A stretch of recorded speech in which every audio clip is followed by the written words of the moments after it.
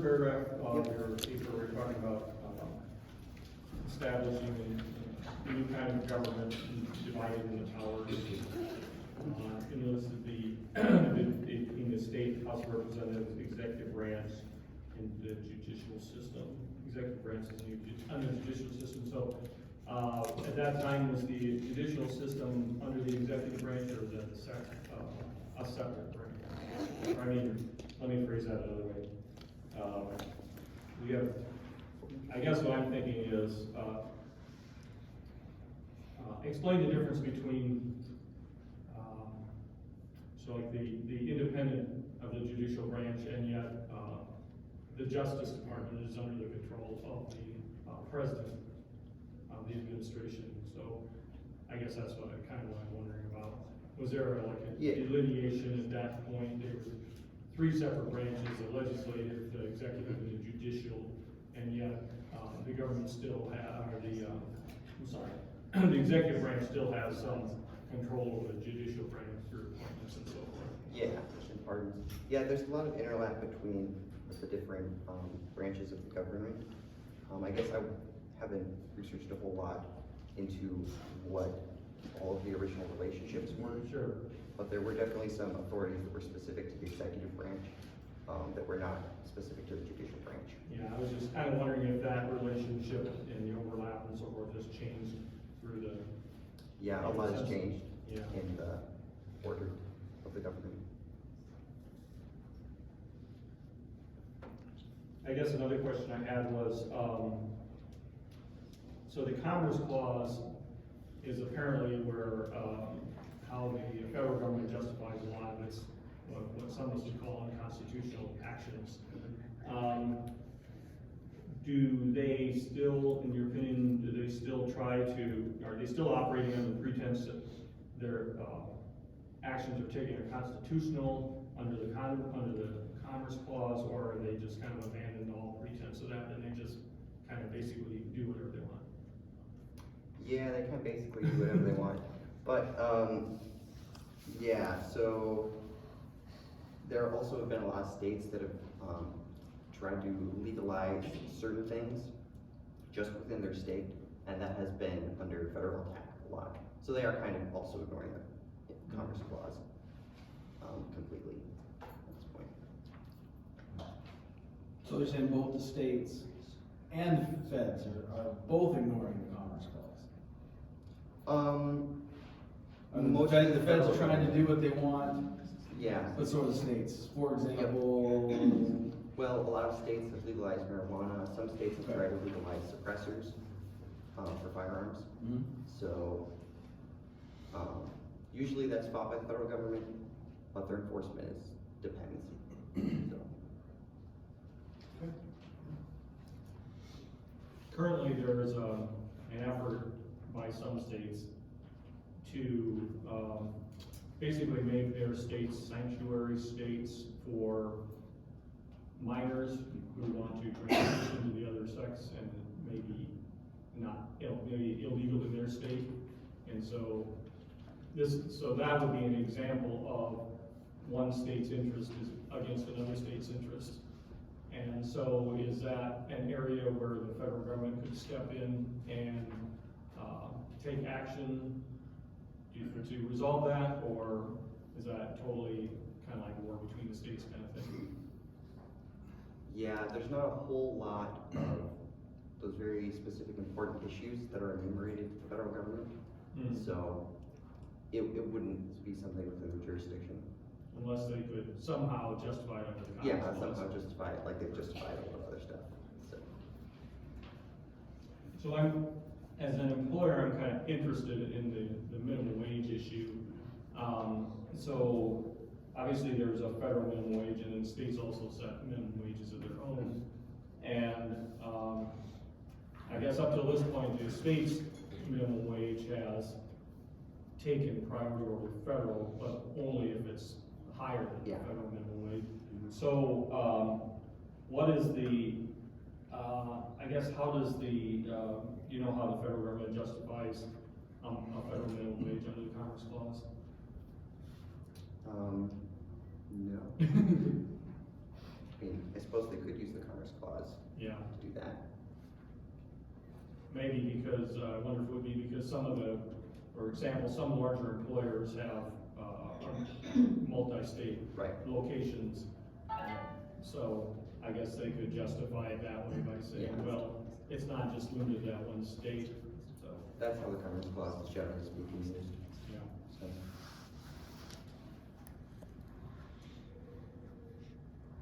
Did you do any specific research on when you're talking about price controls, about, the price control fiasco during the Carter years? I did not Okay. research it, but I do have a lot of other specific examples. Yeah, I was, at the time, I was in high school when that was in effect, and I worked at a grocery store, and I still remember, I don't remember a lot of the details, but I still remember, how it was generally considered a bad thing, and my employer at the time was pretty upset about, you know, the fact that the government enacted price controls.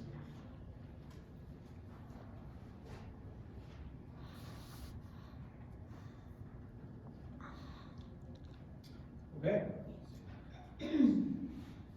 Yeah, go ahead, I just don't. Oh, yeah, sorry. All right.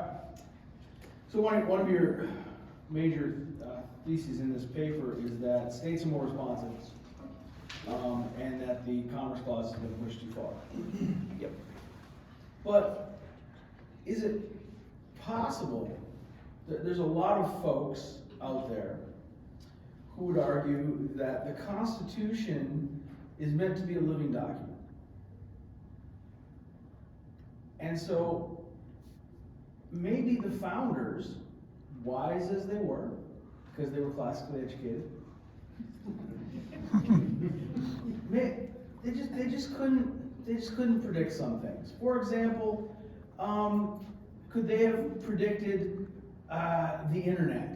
You know, that for it to work, we need to regulate the way it's handled between the states. Or could they have predicted multinational companies, or all these other things? Could they have predicted air flight, right? Where you have to have some sort of government making air traffic control work between all the states, that sort of thing. Maybe, do we think maybe the Commerce Clause hasn't been pushed too far? Maybe it's not pushed far enough. Because all of these things, do you not think the internet in general, other than Facebook, has been like a huge advantage to us? Yeah. What about air travel? It's a huge advantage, right? Yeah, this is true. It seems to me the federal government's doing a bang-up job on these things. Maybe. Right. So, yeah, first half of my paper is a lot about the constitutionality, but then once I actually start getting my points, they're a lot more about how each state has the advantages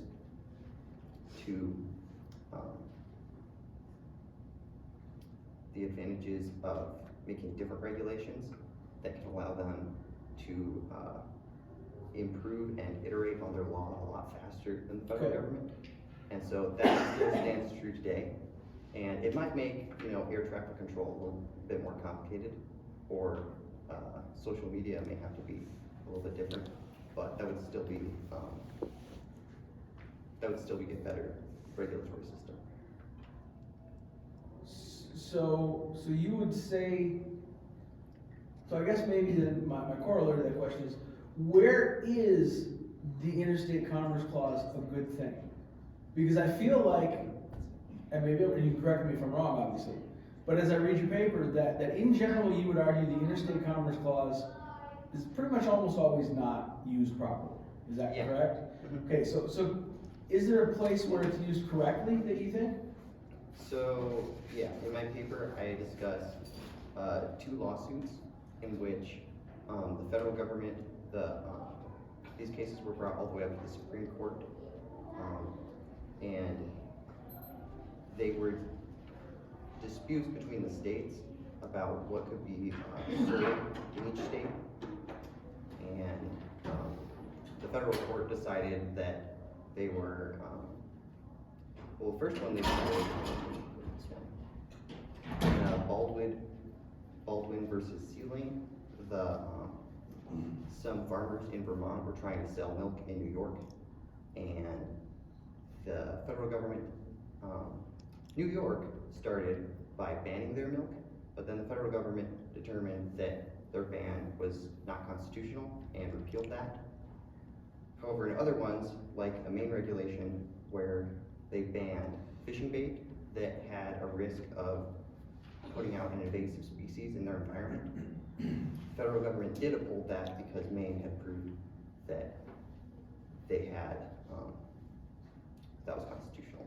Because of the potential for, if I remember right from your paper, the potential for invasive species. Yep. So the judicial's decision in the Baldwin case about the milk, do you agree with that? Yeah. You do? You don't think that New York should have had the right to ban milk from Vermont? Yeah, they didn't have any good reasons to, really. So that's a case where the Interstate Commerce Clause, Yeah. you feel worked the way it should? Yep. Okay. Okay. So what then about, to kind of move to more of the issues of price controls and those sorts of things? What do we do then about human greed? I would assume that most of us understand that there's a greed factor out there. Companies are not perfectly altruistic, certainly the government's not. Many times we aren't. Right. What do you do about the obscene profit motive?